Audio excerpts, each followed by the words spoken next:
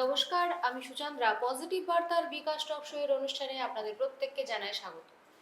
বিকাশ talk show এর আজকে আমরা যে বিষয়টি নিয়ে কথা বলবো তা হলো শান্তিনিকেতন মেডিকেল কলেজের এমবিবিএস ভর্তি কি করে হতে হয় সেই বিষয়গুলি। এমবিবিএস পড়তে চাই এরকম বাচ্চাবেলা থেকেই কিন্তু আমাদের প্রত্যেকের প্রায় স্বপ্ন থাকে। যখন কোনো শিশুকে জিজ্ঞেস করা হয় তুমি বড় হয়ে কি হবে, সে কিন্তু অবলীলাক্রমে বলে ওঠে আমি ডাক্তার হব। হ্যাঁ, এবং এটা অভিভাবকদেরও প্রায় প্রথম পছন্দ যে তার সন্তান ডাক্তার হোক বা ইঞ্জিনিয়ার হোক। এই বিষয়টিকে মাথায় রেখে শান্তিনিকেতন মেডিকেল কলেজ, যা মুলুক গোবিন্দপুর বোলপুরে অবস্থিত, এটি বীরভূম জেলার একটি প্রাইভেট মেডিকেল কলেজ। এইখানে ভর্তির জন্য কি কি করতে হয় সে বিষয়গুলি নিয়ে আজকে আমরা জানবো, শুনবো। আমার সাথে রয়েছে নাসরিন মণ্ডল মহাশয়া, যিনি এই ইনস্টিটিউটে ভর্তির প্রক্রিয়াটি দেখেন। একই সাথে রয়েছে স্টুডেন্ট ওখানকার অর্জুন পাল, ফাইনাল ইয়ারের ছাত্র, এবং রয়েছে দেবাশ্রিতা দত্ত, যে সেকেন্ড ইয়ারের ছাত্রী। এদের মুখ থেকে শুনবো তাদের ক্যাম্পাস জীবন কেমন, এখানকার পঠন পাঠন কেমন লাগছে, এবং নাসরিন ম্যাডাম কিভাবে ভর্তিতে বিভিন্ন মানুষকে সহায়তা করে, অভিভাবকদের সঠিক পথ দেখায়, ছাত্রছাত্রীদের সঠিক দিশা দেখিয়ে তাদের অভিজ্ঞ ডাক্তার করে তোলার জন্য কিভাবে বদ্ধপরিকর হচ্ছে, সেই বিষয়গুলি নিয়ে বিস্তারিত আমরা আজকে আলোচনা করব। নাসরিনের কাছে আমার প্রথম যে প্রশ্ন, যে শান্তিনিকেতন মেডিকেল কলেজের যে পরিচিতি, মানে একজন অভিভাবক বা একজন ছাত্র প্রথম কিভাবে কলেজটিকে খুঁজে পাবে সেইগুলি যদি আমাদের শোনান। আপনারা খুব ভালোভাবেই জানেন যে বোলপুর শান্তিনিকেতন মানে হচ্ছে কবিগুরুর মানে একটা স্থান। মানে বোলপুর যে জায়গাটা, এটা বিশ্বভারতী ক্যাম্পাস বলে সবাই খুবই পরিচিত। বর্তমানে তার সাথে সাথে আমাদের শান্তিনিকেতন মেডিকেল কলেজ নামেও এখন খুবই পরিচিত এবং জনপ্রিয় হয়ে উঠেছে জনসাধারণের কাছে। কেননা আমাদের এখানে পরিষেবা ব্যবস্থা এবং স্টুডেন্টদের পঠন পাঠন সত্যিই খুব মানে সুন্দর। আর এছাড়াও আমাদের যে লোকেশন, যেটা হচ্ছে শহর বাজার থেকে একটু দূরত্ব, বেশিটা না, মাত্র 5 কিলোমিটার, 5 কিলোমিটার দূরত্ব। এখানে যাতায়াত ব্যবস্থা বলতে বাসের ব্যবস্থা আছে, টুকটুকের ব্যবস্থা আছে। আমাদের স্টেশন থেকে আমাদের দূরত্ব বললামই 5 কিলোমিটার। আমাদের স্থানটা হচ্ছে মুলুক গোবিন্দপুর। মুলুক গোবিন্দপুর এবং বোলপুরের যে একটি অন্যতম মেডিকেল কলেজ, সেই যে medical college Santiniketan medical college এবং হসপিটাল, যেখানে ইতিমধ্যেই 1100 বেডের একটি হসপিটাল আমরা করতে পেরেছি, এবং সেখানে সমস্ত বিভাগের স্বনামধন্য চিকিৎসক সারা ভারতবর্ষ থেকে আমাদের সাথে রয়েছে, এবং বিভিন্ন ধরনের প্যাথোলজিক্যাল যে সমস্ত ডায়াগনস্টিক যে সমস্ত সুবিধা, শুধুমাত্র প্যাথোলজিক্যাল বললে ভুল হবে, সমস্ত কিছুই আপনারা প্রোভাইড করছেন। আমি যেটা জানতে চাইছি যে এই যে এমবিবিএস কোর্স, এটা ভর্তির জন্য প্রয়োজনীয় যোগ্যতা এবং কিভাবে তারা এই কলেজটিতে ভর্তি হতে পারে। সাধারণত ম্যাডাম উচ্চ মাধ্যমিক দিতে হবে। উচ্চ মাধ্যমিক দিয়ে তাদেরকে মানে সায়েন্স ব্যাকগ্রাউন্ড হতে হবে, ফিজিক্স, কেমিস্ট্রি, বায়োলজি, আর এর সাথে সাথে ইংলিশটা। এই 4টা সাবজেক্ট মানে অতি অবশ্যই থাকতেই হবে। তারপর নিটের প্রিপারেশন। আচ্ছা, নিট কোয়ালিফিকেশন লাগবেই? একদম, নিটের স্কোর কার্ড থাকতেই হবে? একদম একদম নিটের স্কোর কার্ড থাকলেই হবে না ম্যাডাম, সেটাতে উত্তীর্ণও হতে হবে। আচ্ছা, মানে প্রতিবার কি হয়, একটা নাম্বার থাকে, যে নাম্বারটা ভ্যারি করে। তো সেটা আর কি গভর্নমেন্ট নির্ধারিত, তো গভর্নমেন্ট সেটা আর কি বলে দেয় যে এটা হচ্ছে ন্যূনতম মার্কস, যেটাকে পাস হতেই হয় সকলকে। ওটা কোয়ালিফাইং করার পরই তারা কাউন্সিলিংয়ের জন্য এলিজিবল, তারা আর কি তার মধ্যে পার্টিসিপেট করতে পারে। মানে 10+2 যে কোনো বোর্ড থেকে পাস করতেই হবে, সেখানে ফিজিক্স, কেমিস্ট্রি, বায়োলজি এবং ইংলিশ থাকতেই হবে। তার সাথে অবশ্যই অবশ্যই ক্যান্ডিডেটকে নিটের যে কোয়ালিফাইং মার্কস বা কাট অফ মার্কস, সেই মার্কস যেন প্রত্যেকেরই থাকে। মানে অনেকের ধারণা থাকে যে প্রাইভেট কলেজ মানে সেখানে হয়তো আমি গেলাম, সায়েন্স শাখায় পড়েছি মানে গিয়ে আমি অ্যাডমিশন নিতে পারবো, সেটা কিন্তু একদমই নয়। একদম একদম একদমই সেটা করা যাবে না। আমি চলে যাব আমাদের ছাত্র অর্জুন পালের কাছে। অর্জুন, এই যে এমবিবিএস যখন তুমি পড়তে এলে, প্রথম থেকে কি ভাবতে যে আমি ডাক্তারি করব? একদম প্রথম থেকে। মানে আমি যখন ক্লাস 9-এ পড়ি তখন থেকেই আমার একটাই স্বপ্ন ছিল যে আমি ডাক্তারই হব। মানে তাতে যদি আমি অন্য কোনো স্ট্রিমেও চান্স পাই, আমি পেয়েওছিলাম ইঞ্জিনিয়ারিং, মানে গভর্নমেন্ট কলেজেও চান্স পেয়েছিলাম, তবে আমি সেখানে একদমই যাইনি। আমার একদম প্রথম থেকেই আমার মানে একদম আমি ফোকাসড ছিলাম যে আমি ডাক্তারিই পড়বো। আর আমার একটা এই স্বপ্নটা যেটা ছিল, তো এটা আমার ফ্যামিলিও যে খুব ফোর্স করেছিল সেটা একদমই নয়। মানে আমি ফ্যামিলির ফার্স্ট ডক্টর হতে চলেছি। তো আমি একদম ছোটবেলা থেকে একদম আমার এটাই ছিল যে আমি একজন ডক্টর হব আর একজন আমি ফিউচার একটা সার্জন হতে চাই। তো এটা নিয়েই আমি এগিয়ে চলেছিলাম একদম ছোটবেলা মানে থেকে। তুমি ছোটবেলা থেকেই ওই এসেটাই লিখে এসেছো যে আমি বড় হলে কি একদম হব, আমি একদম ডাক্তার হব। একদম। একদম। আচ্ছা দেবাশ্রিতা, তোমার কি স্বপ্ন ছিল? আমারও ডাক্তার হওয়ারই স্বপ্ন ছিল। আমার ডাক্তারি পড়ার পিছনে সবথেকে বড় অনুপ্রেরণা আমার নিজের দাদা সৌরদীপ দত্ত। আজকে তার নামটা না নিলেই নয়। তা মানে সেও একজন মেডিকেল স্টুডেন্ট এবং সে এখন ইন্টার্নশিপ করছে এই মুহূর্তে রায়গঞ্জ গভর্নমেন্ট মেডিকেল কলেজ থেকে। তো তার অনুপ্রেরণা, তার মানে পড়াশোনার ধরন, তার যে এই লাইনে আসা, সেগুলো আমাকে খুব উদ্বুদ্ধ করতো। তার দেখেই আমি 10+2 থেকে আমার মাইন্ডে আসে যে না, আমিও এই লাইনেই যাব। তো তারপর সেই মতন তার গাইডেন্সে পড়াশোনা করি। বাবা মায়ের সাপোর্ট ছিল সব কিছুতে। আমার ড্রপ ইয়ার হয়, পাশ করে তারপরে আমি নিট উত্তীর্ণ করে আজকে এখানে পড়ছি। আচ্ছা, আমি নাসরিন ম্যাডামের কাছে যাচ্ছি। এই যে এত বড় একটা পরীক্ষা, সর্বভারতীয় পরীক্ষায় পাশ করার পর ছেলেমেয়েরা যে কাউন্সেলিং প্রক্রিয়ার মধ্যে দিয়ে যখন আসে, সেটা কিভাবে করতে হয়, বা ভর্তির যখন আপনারা নিতে শুরু করেন সেটা কিভাবে শুরু করতে হয়? সমস্তটাই ম্যাডাম রাজ্য সরকারের অনুমোদিত। ওনাদের একটা অফিসিয়াল ওয়েবসাইট আছে যেটার নাম হচ্ছে WBMCC। ওখানে সমস্ত ধরনের নোটিফিকেশন বের হয় যে কিভাবে স্টুডেন্ট রেজিস্ট্রেশন করবে, কিভাবে তার মানে সমস্ত নাম নথিভুক্ত করবে, কিভাবে সে একটা কলেজ চুজ করবে, সমস্ত নোটিফিকেশন আমাদের WBMCC-তে দেওয়া থাকে। তো তার জন্য তাকে ওই যে নিট কোয়ালিফাই যে করেছে, সেখানে তার একটা রোল নাম্বার, একটা অ্যাপ্লিকেশন নাম্বার থাকে, সেই নাম্বারটা দিয়ে তার নামটা ওই WBMCC-তে আগে রেজিস্টার করতে হয়। রেজিস্টার করে তারপর মানে সমস্ত যে নোটিফিকেশনগুলো আসে যে কবে তাকে চয়েস ফিলিং করতে হবে। চয়েস ফিলিংয়ের ব্যাপারটা বলি ম্যাডাম, আমাদের অল ওভার ওয়েস্ট বেঙ্গলে যতগুলো মেডিকেল কলেজ আছে সেই সমস্ত অপশানই তারা পায়। যেটা তাদের ভালো লাগে সেটা তারা চুজ করে, এবং আমাদের কাউন্সিলিং যারা আছে, কাউন্সিলাররা, তারা সেটা আর কি মেরিট লিস্ট প্রকাশ করে যে হ্যাঁ তুমি এই কলেজের জন্য অ্যালোটেড, তুমি এই কলেজের জন্য অ্যালোটেড। সেটা তাদের যে নিজস্ব যে প্রোফাইল যেটা জেনারেট করেছে, সেই জেনারেটে ওখানেই তাদের সমস্ত ডিটেলস ওরা নিজেদের প্রোফাইলেই দেখতে পায় ম্যাডাম। আচ্ছা, আমি অর্জুনের কাছে যাচ্ছি। এই যে তুমি এখন 4th ইয়ারে পড়ছো, প্রথম থেকে পড়াশোনার জার্নিটা কিরকম ছিল? মানে এমবিবিএস এর জার্নিটা হুম। আমি ক্লাস 12 পাস করেছি 2021-এ। তারপরে আমি কোনো ড্রপ দিইনি, আমি ডাইরেক্ট এমবিবিএস এখানে ভর্তি হয়েছিলাম।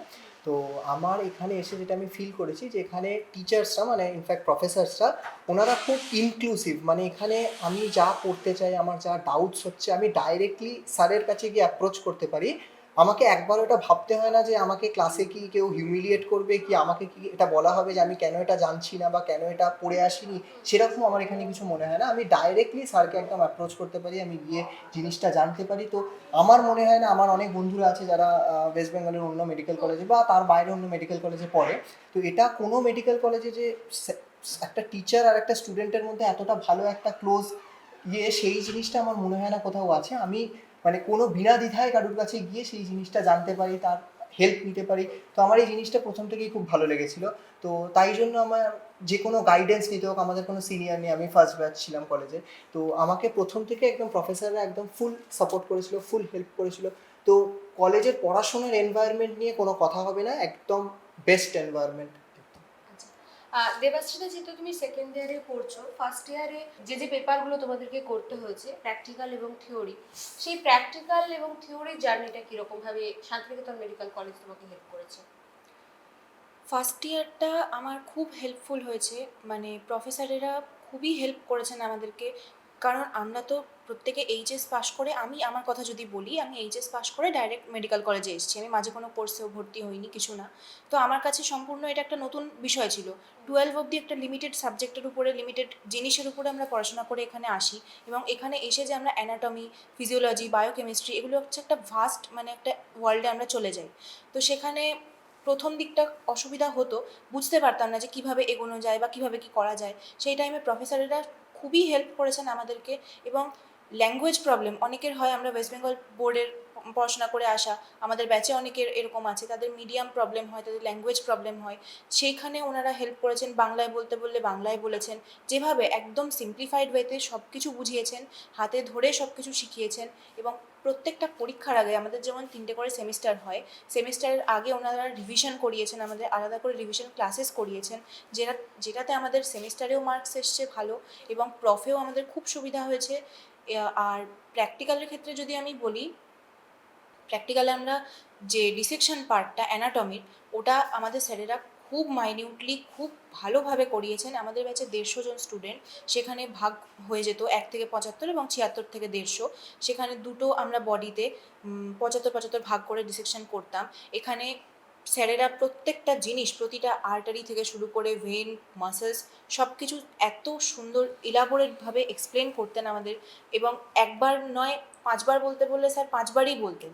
তো সেই জায়গাটাতে দাঁড়িয়ে আমি বলবো ওটা আমাদের এত হেল্প করেছে আজকে অবধি। আমরা মানে এটা তো আমাদের সারা জীবনই লাগবে এখন তো, কিন্তু মানে স্পন্টেনিয়াসলি আমাদের ওই জিনিসগুলো এখন আমরা বলতে পারবো, জিজ্ঞেস করলেই। এরকম একটা জায়গায় আমাদেরকে নিয়ে গেছেন স্যারেরা, ম্যাডামেরা। এবং স্পেসিমেন ওখান থেকে সেগুলো এক্সপ্লেন করতেন ম্যাডামরা, স্যারেরা। সব দিক দিয়ে বলতে গেলে খুবই হেল্প করেছেন। আমাদের ফিজিওলজিতে প্রফেসররা বারবার করে প্রথম থেকে বেসিক জিনিসগুলো খুব গুরুত্ব দিতেন, যেমন পালস, বিপি মেজার করা, সেগুলো হাতে ধরে শেখানো। প্রথমে তো ভুল হতোই, 4-5 বার করে ভুল হতো, কিন্তু তারপরে সেগুলোকে রেকটিফাই করে দেওয়া, সেগুলোকে খুব ভালোভাবে বলা যে না এটা এইভাবে করতে হবে, তাহলে কি তুমি ঠিক রেজাল্টটা পাবে, এটা তোমার ভুলটা কেন হচ্ছে সেটা বোঝানো, সেইগুলো সব খুব সুন্দরভাবে আমাদেরকে বলেছেন।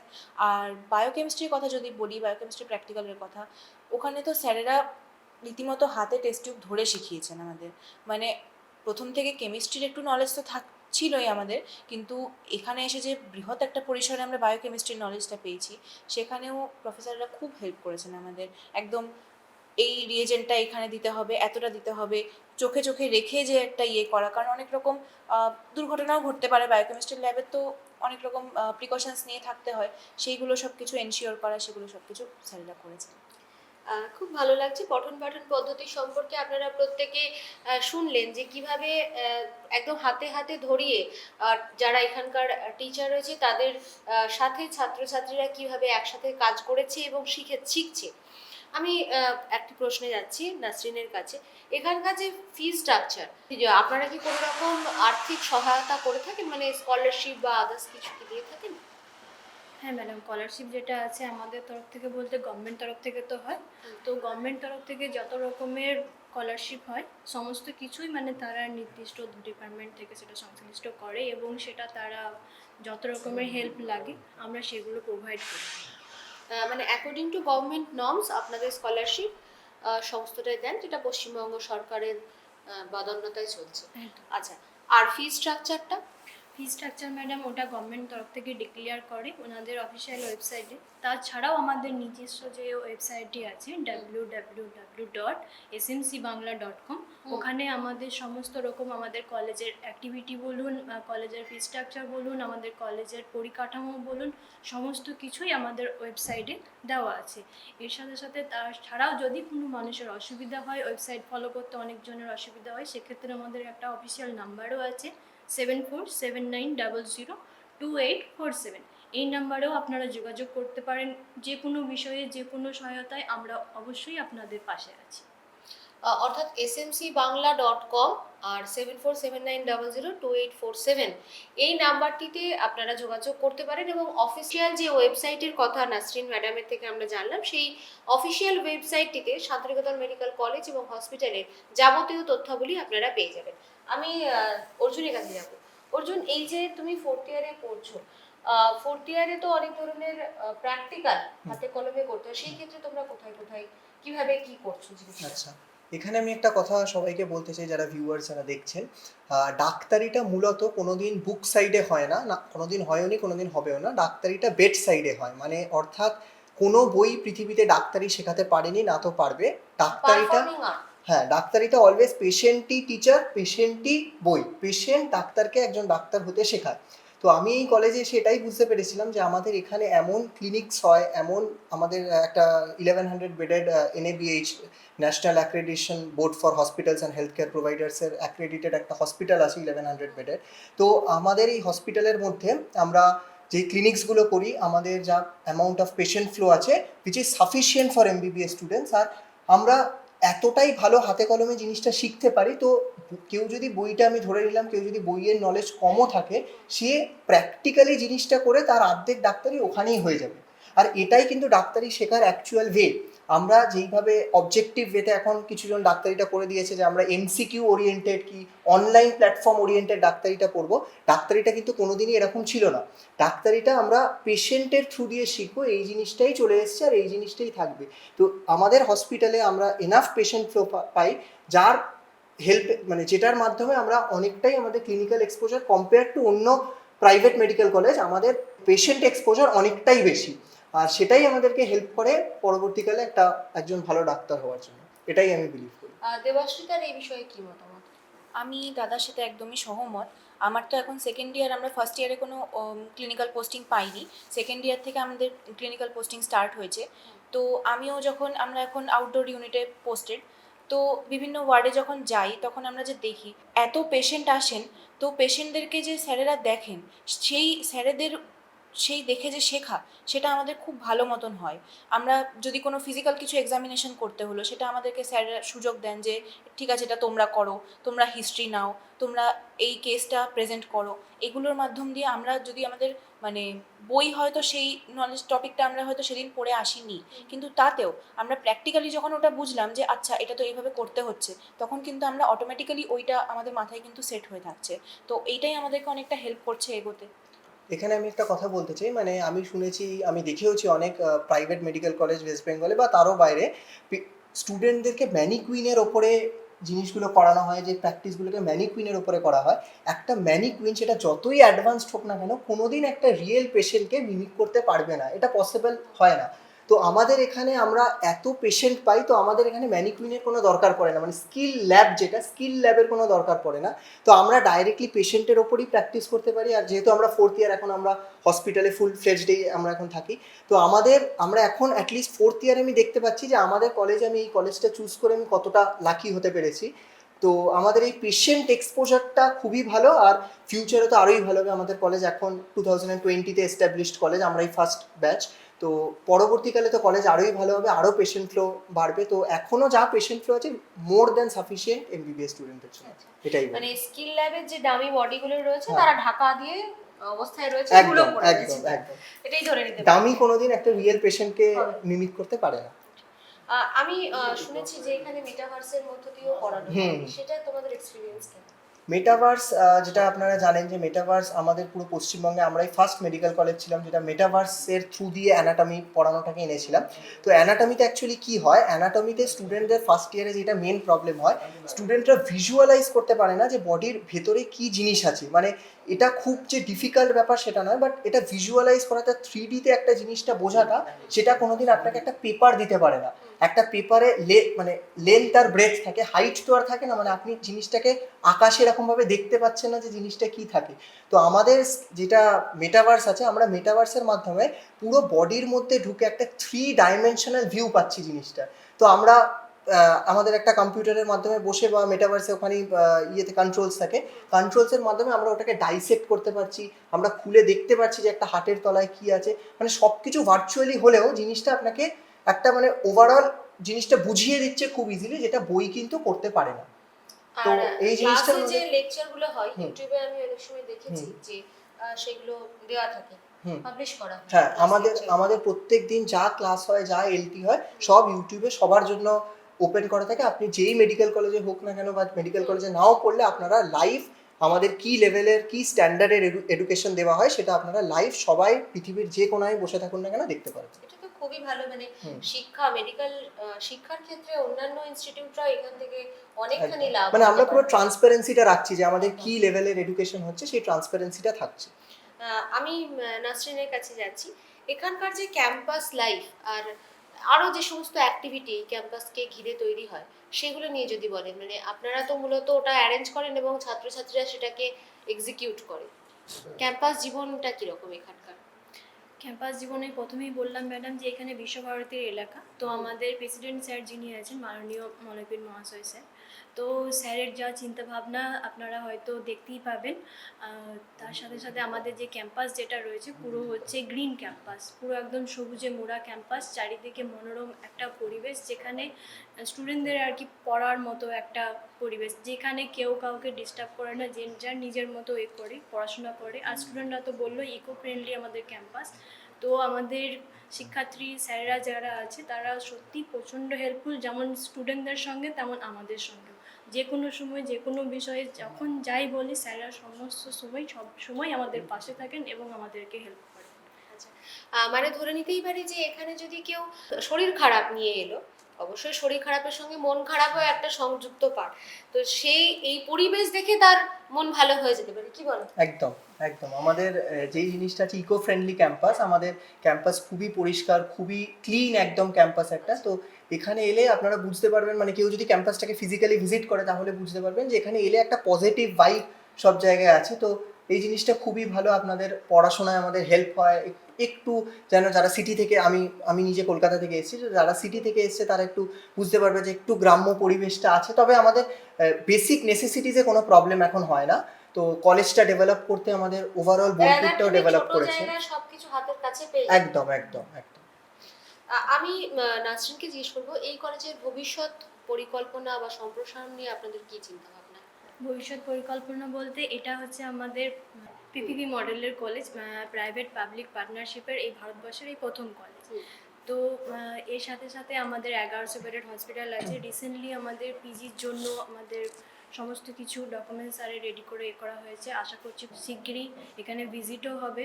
অ্যাপ্রুভাল যদি হয়ে যায় তাহলে পিজি সার্ভিসটাও চালু হবে। তার সাথে সাথে ম্যাডাম মেডিকেলের যে শিক্ষা ব্যবস্থাটা যতটা উন্নত আছে আরও উন্নতর করা এবং স্থানীয় এবং আন্তর্জাতিক লেভেলে এটাকে তুলে ধরা, এটাই হচ্ছে ভবিষ্যৎ পরিকল্পনা। আচ্ছা, আর দেবাশ্রিতার ভবিষ্যৎ প্ল্যানিং কি আছে?